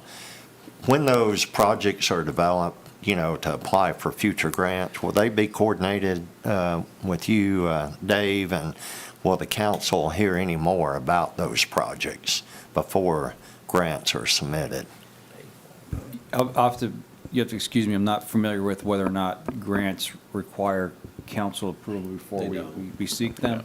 No, they don't. But I'll be working with Tom on what Yeah. projects we want to target for Unless the they grant have a submittals. matching component, right? If they have a matching component, then If we're then we would contributing. see those, right? Well, So when it just when depends. we submit the grants, those don't require. No, I meant before you can move Well, forward with the and project. Yes, yeah, they do, Depending on if there's a absolutely. monetary value over 10,000, yes, it'd be back to you. And I'm not looking to vote on it. I'm looking to, do those projects meet what we've discussed in our priorities? Sure, so there's this plan that provided the ranking of the projects. Right. Okay. So the ones that you saw at the top, I think Well, of course, are the ones that you. Yeah. Yeah. Well, I mean, I just want to make sure that that priority doesn't change when we start submitting for No, grants. and the other thing about it, when submitting for these grants, I mean, looking at, I think the number one priority was that Almaville Road? I think so. Yeah, so we've got that one, we've just submitted that to TDOT for funding as well, to put in their long-range Long-range plan. plan. So we don't want to, And you necessarily don't have to grab that top one Right. until you get TDOT approval and Sure. move. I understand that, Yep. but I don't want you to jump to number 20 and Sure. say, well, that looked like the No. most suitable we one. want to go for Right. the top rank projects that are also going to fit Right. the grant That's all I was requirements. getting at. Okay. Yeah, Okay. yeah. Took me a while to get there, but. All right. I Me got me there. too, that's okay. That answer your question? Yeah. Any others? Okay, we'll take a motion. I'll make a motion to approve. We have a motion from Councilman Dempsey. And a second. I'll second. Have a motion and a second. Any further discussion? All in favor say aye. Aye. Any opposed? That motion carries. We're on item number 10, other. What do we have that's other? Nothing from me. Dave, you have any other? No other. All right, no other. Status reports. Here comes some other. Hi, Sierra. Hello, By the way, you did a good job yesterday. thank you. The finance department worked really hard on that, so I appreciate them. Okay, so our March sales tax numbers are in. For state shared tax, we brought in almost $670,000, which brings our total for the year at almost $6 million, which is 2.7% above last year, where we were. In local sales tax, we brought in 1.8 million, which brings the total to 14 million, which is 4.3%. So we're running a little bit behind original budgeted figures, but ahead of last year overall. Okay. I know that HG will have something to say about that in a few minutes. Any questions for Sierra? I know she doesn't want any. Thank you, Sierra. I have one, no, I'm just kidding. All right, announcements. Anybody from staff out there have any announcements? We'll start with Amber if not. Anybody? No? None from me either. All right, Dave? I have some. All right. Yeah.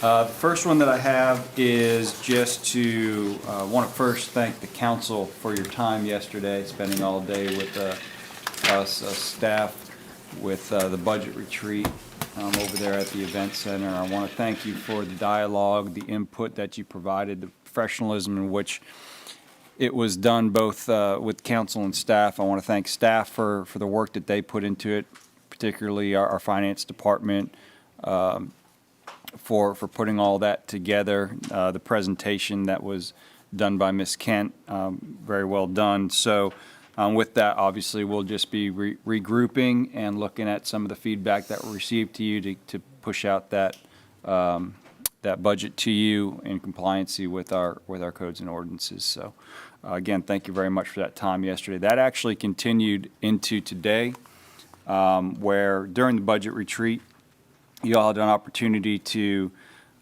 hear the report from our consultants of VisionSync, an item that was brought before this council prior to approve that contract, and you all provided your strategic priorities to the town staff, and we worked on that today. It was a very eye-opening day in terms of the work that our team did in looking at what objectives we need to execute in order to meet those policy objectives of the council. And I look forward to developing that even further with you all into a strategic plan down the road. But we spent the whole day doing that exercise, and it was well worthwhile for me at least. And want to thank staff again for that today too, because we sure are tired. Next one I have is we had the opportunity. This is something that occurs around Rutherford County when we can get these all these resources together. But Many folks probably saw a mock drill and hopefully realized it was only a mock drill over at Smyrna High School, but this was something that they do around prom time to ensure that those students really understand the impact of their actions behind the wheel of a vehicle, which really can be a deadly weapon. So we had all of our resources out there, fire, police, Rutherford County EMS, Life Flight, and many others. This was done through a partnership with, let's see here, Monroe Carl Jr. Children's Hospital at Vanderbilt, and it was sponsored by Nissan and Pilot Company. So they did an excellent job immediately following this. In fact, they had students and teachers who played patients, yeah. And one of the teachers was actually airlifted. And then they all go back and they debrief with the students to try to ensure that they understand the severity of what a crash can be. So very, very good and well done. Last one, I just want to plug our Smyrna Fire and Police Department, and proud to announce the return of their joint effort for the police and the Fire Youth Academy. That's going to be held from June 9th through 13th. It's designed for children between the ages of 8 and 13. The activities will be held at Fire Station 2, which is right there on Fitzhugh Boulevard, over there by the airport, Monday through Thursdays. Students will participate in a graduation ceremony on Friday, June 13th. Priority will be given to Town of Smyrna residents and first-time participants. We're limited to 50 students, so get your applications in soon. The registration began on the 1st of April. You can register at townofsmyrna.org. And completed applications can also be delivered with the registration fee of $40 to the Smyrna Police Department. They're at 400 Enon Springs Road East, which is the Justice Center. That's all I have. Thanks, Dave. I know you guys put a lot of time and effort into getting this budget retreat set up. Amber, Casey, everybody behind the scenes that, getting the books ready and getting the chairs. I mean, there's just a lot that goes behind it, getting the computer set up, all the departments having to get all their budgets ready for their presentations. I think if I counted my watch right, we were there close to 11 hours yesterday. So, and then for you guys to have to go back today and continue that, I felt for you a little bit. We were glad we finished up yesterday, but I learned a few things in that budget meeting that every year we do. And one of the things I want to give credit to is Sierra and her staff, Rex, finding out that only 5 cities in the state of Tennessee are rated with AAA credit bond ratings, and we are one of them. There's 179 of these cities throughout the country, and we're one of them. So I'm proud of that staff back there that does the work in finance and all of our directors that make that come together to be the type of city that we are. And I really do appreciate their work. Those 5 cities were some. They're major serious- cities, yeah. Pretty serious. I think Brentwood was one of those, if I'm not Brentwood, mistaken, so, yeah. Franklin, Collierville. Collierville. Germantown, there you go. So to stand up next to those cities, it shows the good governance, in my opinion, and that all is because of the staff and the directors employees that we have here at the town that make it work that way. A couple of years ago, we got the Good Governance Award from TML, and I said this when we closed before, and I'll say it again. It makes me awfully proud to work with a team of people out here that kind of, I guess for the lack of a better term, make us all look good from a standpoint of having this great credit rating. And we're also, out of our 4 county cities, Murfreesboro, Smyrna, Laverne, and Eagleville, our tax rate's even less than Laverne's right now. So Eagleville's the only one less in tax charges than we are.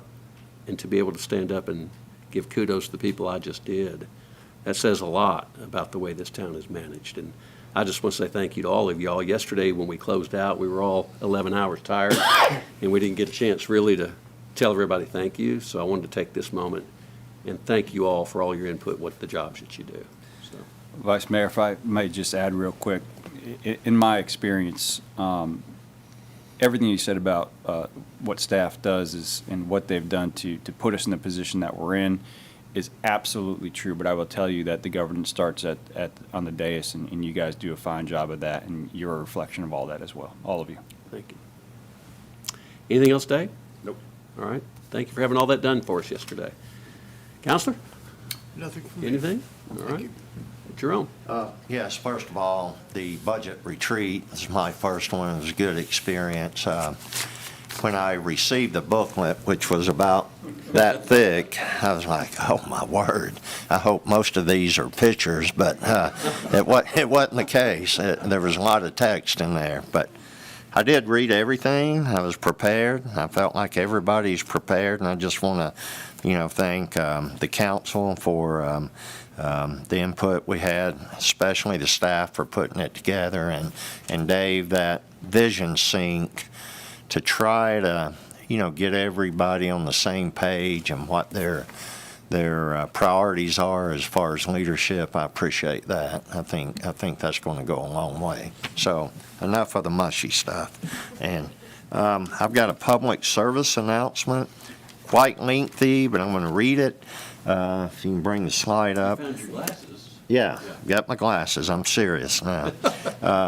On Friday, April 11th, from 6:30 to 8 p.m., Carpe Artista will host the Juried Art Exhibition.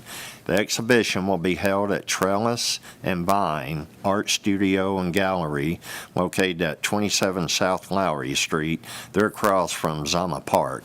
The collection of almost 100 art pieces highlights young artists from all over Rutherford County. Prizes will be awarded and students will be present at the reception. Please join them, celebrate our young creatives. In addition, experience art, music, and dance, HG, at the Depot District Art Crawl on Saturday, April 12th from 2 to 6 p.m. This will be an exciting day of creativity, community, and celebration. The Depot District will come alive with Art Crawl featuring local artists, live music, and a special mural dedication at 5 p.m. Several businesses are joining festivities, including Trellis and Vine, the official host, Carpe Artista, Faded University, Print Shop, Restaurant, and Downtown Social. More businesses may be added to the list, so stay tuned. Visitors can enjoy live music at the Print Shop and Faded University, watch talented artists paint and display their work, and explore the vibrant art scene in their community. One of the highlights of the event will be unveiling of the official mural art trail within the historic Depot District. This is an exciting addition, will showcase the creative spirit of our town and provide a lasting visual experience for visitors and residents alike. After the art crawl, keep the energy going with the ballroom dance party at Trellis and Vine. Whether you're a seasoned dancer or have two left feet, HG, this event is for everyone. A beginner lesson starts at 6:30 p.m. followed by the dance at 7:30. Tickets to the dance, $15 per person, $25 per couple, and you can sign up in advance or simply show up at the door. Do not miss this incredible day, Saturday, April the 12th, of art, music, and movement. Come out and support our local creative community while having fun. More information can be found at roundaboutsmyrna.com. Thank you. I think that's the longest slide I've ever heard anybody read. You just broke the record. Thank you. Hey, Jerome, what is a juried exhibition? Does that mean? I'm an engineer. I have no art talent, so I'm not the person to ask. But can you dance? Is an art crawl an actual dance? I mean, that's because he needs to know. It can be after a few beverages, I assume. All right. Oh, well. Is that it? That's it. Thank you. That's enough, wasn't it? Yes, Okay. yes. I'm glad you found your glasses and your Yes, phone me from too. yesterday. We've been right? here all Yeah, night. Yeah, okay. Raquel? All right, I have a slide as well. Before I read about the slide, I want to say thank you to all the staff and the administration for yesterday. Everything went very well, got to ask a lot of questions, and everyone was very prepared. So thank you, Dave and Jeff and Ember and all the staff who participated. And my slide has to do with, so I guess it was a good segment, the Roundabout Smyrna. So if you're interested in knowing what's going on in the town, check out the new website. It's www.roundaboutsmyrna.com. So on this website, businesses can promote their activities, creatives can promote their activities. We have, there's a calendar of events for different things that are going on around town. So if you're interested in knowing what you can come out and do, things in the Depot District, things to do in Smyrna, please go on the website and check it out, roundaboutsmyrna.com. Oh, yes, and thank you, Jeff, for saying that. The Roundabout Smyrna website was put together by several individuals within the town, but from the town of Smyrna, Melissa Scott, who works in the legal department, was very instrumental in coordinating all of the information. So thank you to Melissa for coordinating and for all of the individuals with the Art Commission who have come together to try to spearhead this. So thank you to all of them. Councilwoman, if I might add, Mr. Eppright just stepped up and informed us that a juried art exhibition is kind of what I assumed it was. There's a group of essentially judges that will be selecting the winners. So they're on trial. Pretty much. 12 angry men. Yeah. And that's all I have. That's it. Good, thanks, Raquel. HG?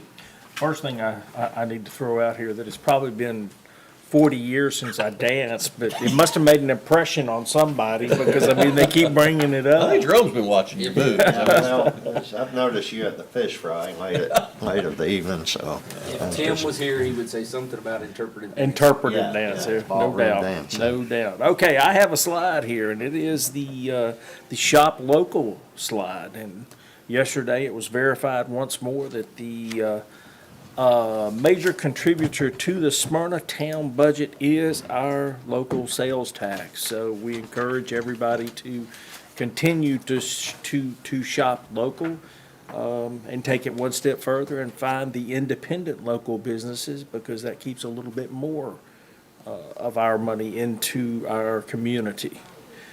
The next slide is the Love Where You Live. Please help keep Smyrna litter free. Careful going to the dump. If you're in your car, hold on to it till you get to the gas station. Just don't throw it in the yard. I also want to take this one step further and encourage everybody to recycle also. We continually hear about the problems with the landfill and in Rutherford County, and that problem is not going to go away. And one of the solutions to it is going to be to recycle. And that's another thing too. If you go to the convenience center out there, they've made it very, very easy. I mean, they have single stream recycle waste, and you know, you can put your trash in this one right here, and on this one right over here is the recycle dumpster. It's simple. Much better operated than the old one. Absolutely. You can just dance from one dumpster to the other. There you go dancing again, right? There you go. Good job yesterday, staff, again, on the retreat. And, gosh, I look forward to doing it next year already. I bet you do. 11-hour days. You must have got some sleep last night. I did. Okay. That all? Yes, sir. All right. Thank you, sir. Jerry? Yeah, I just wanted to kind of jump in on what HG was talking about on Love Where You Live. One of the things that I see is a lot of times people are headed to the dump with their trash and their bags fall out, and then they get hit by a car, and then you see a bunch of trash has to be picked up. So I see that quite often, especially on the roads that you know they're headed to the dump. So they're trying, but just maybe tie it down a little bit more. So, and I have a slide here. Myself and the mayor and Steve and HG and Jerome were at the Boys and Girls Club, and I'm just going to read what it says here. It said, "We were excited to celebrate the Boys and Girls Club receiving a 8 gig free broadband. the latest internet in Rutherford County, thanks to the United Communications and Middle Tennessee Electric for this upgrade that will provide a greater access to resources and more opportunities for the Smyrna Boys and Girls Club. That was an amazing, awesome donation. I think they said it about $10,000 a year for each one of those clubs. So thank you to United Communications and Middle Tennessee Electric for that. Couple of birthdays in the family. I've got a son's got one coming up on the 13th, Josh, and then I've got a daughter-in-law on the 23rd. So happy birthday to both of them in advance. That's all I got. Thanks, Jerry. Thank you. Steve? I'd also like to add my thanks to all the directors and the departments that worked on their budgets. As usual, the budget's very well prepared, put together well, and I think you do a good job of reflecting the goals and desires of the community. So I think you're doing a really good job with that. Dave, the Vision Sync process, I was kind of pleasantly surprised with some of the details. I'm gonna be honest, I do not like personality type testing. I've done it 20 times in my career, and it's just kind of get tired of it. And when we first started that process, I was kind of like, why are we doing this? We really got to do this again. But after talking to Michelle and listening to some of the results and seeing how aligned the 7 of us really were on several things, and then the differences that several of us also had, and then boiling that down to the 5 kind of criteria or I guess areas that you guys worked on today, I think it's provided a lot of value. And I'm anxious to see the work product that comes out of this, because I think it's been a good exercise. And that's hard for me to say because I didn't want to do it. Also, this time of year, we get to start all of our recreation leagues up. Mike, I'll give your Parks Department a plug here. We got Smyrna Youth Baseball has started playing. I noticed your guys out at Todd Lane dragging fields and painting bases today. It tells me it's opening day out there. When you see them painting bases, you know they're getting ready for something, right? So our adult softball will start Friday with our church league down at Volunteer Park. We got a coaches meeting going on right now over at Hilltop. There's also kayak float this Saturday with down at Jefferson Springs. It's $5 a person, 12 and up. That basically, I think that's put on in connection with the SOAC, I assume. So yeah, there's a lot of things going on in the community, specifically in the parks this time of year is when you kind of get out. The other thing that happens this time of year, and we got a lot of feedback over the winter related to paving and related to potholes and roads crumbling under ice and salt damage, etc. Most of you, I probably already know this, but paving companies close from December till about March, and so there's not a lot of repair you can do, not permanent repair you can do in the wintertime. That means you got about 8 months to do all you can do.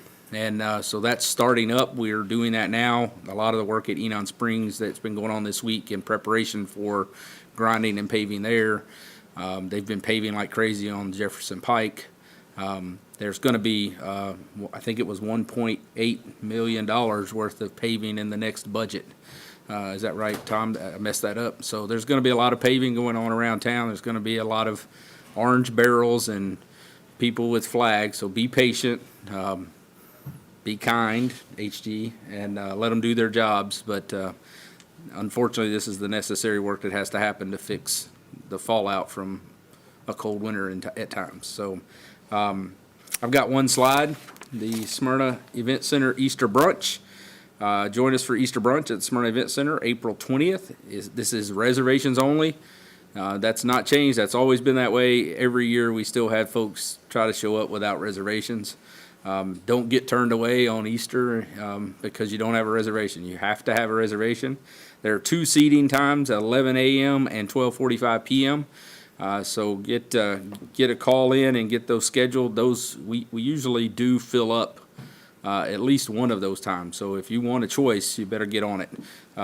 You can call 615-459-4444, or you can email Karen Cothran at townofsmyrna.org, and she will get you on the agenda or on the schedule. This year, I can't read the small print, but it's on your slide there. The menu is posted. I can actually read that. I can't read the one in front of me. Blueberry streusel. Blueberry streusel. Yeah, roasted leg of lamb, beef medallions. They usually have, I don't see. It's like an eye chart. Yeah, it is. Yeah. Okay, well, it's on the screen there, but, that's all I got. Again, thank you guys for the budget. Thank you for all the work you put into it. The reality is, we didn't have a lot of changes out of it yesterday. We had a few things, but, there wasn't a lot. So that shows the work that y'all did was good. Mark? Thank you, Steve. Just real quick, we want to wish Mayor Reed a quick recovery. I'm glad to sit in for her tonight, but we sure did miss her. And don't forget, Easter's on its way. It's coming up in a couple of weeks, so happy Easter to everybody out in the community, and just remember why we celebrate Easter. Keep that in your heart. So I've got a few slides. Actually, I have double duty on slides tonight because I'm going to slide for two people. The first one is the Smyrna Police Department's expanding, and they're looking for new team members. Join the police department and enjoy a range of benefits, including a supportive team, a community that deeply cares about their police department, a take-home vehicle program, access to top-notch equipment technology, and annual pay increases. Also offered merit-based pay raises, bonuses, and many more benefits. If you're interested in this opportunity, please visit townofsmyrna.org. Second slide, actually the mayor's first slide. Congratulations to Grand Wash Express on their recent groundbreaking ceremony, and you see that happy turnout right there. Next one. Where, I'm sorry? where will that be? That is located, it doesn't tell me, but I wasn't at the, y'all, Almaville Road. Out past the interstate, correct? Old Almaville. okay. Across from, Over by Life Point Church. Publix. Okay, all right. All right, now you know. Thank you, Christie. All right, the next one, join us for the annual Smyrna Fire and Police Easter Egg Hunt, sponsored by Smyrna Natural Gas. This is for ages 1 through 12. They're welcome to join in on the fun, and the Easter Bunny will be on site for photos. There is a rain date if it happens to rain out, and that would be Saturday, April 19th at 1 p.m. Smyrna Fire and Police Department Easter Egg Hunt. The date currently is for Saturday, April 12th, 2025, at 1 p.m. at the Lee Victory Recreation Park. So if you come into the park, follow back to the soccer fields, and you'll see football fields, and you'll see candy everywhere, and it'll last about 3 minutes. Yeah, don't be So, late. If you're Don't be late, or please. your child will go candyless, most likely, so.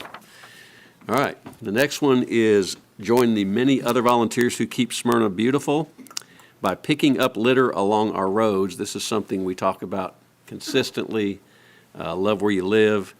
What is required? Generally, the adopting group agrees to pick up litter from both sides of the road for a 2-mile section 4 times per year. The town of Smyrna will provide the adopting organization with the following things: signage installed on the roadway acknowledging the adopting organization, safety vest and gloves for each participant. Vest and gloves are washed and sanitized after every use. Trash grabbers, they are sanitized after every use. Trash bags for each pickup date. Advanced warning signage.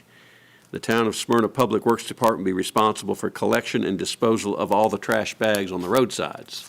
This is an opportunity, if you want to get involved in helping make your town a little more beautiful, so. Mark, I need to tag onto that one right Please there. do.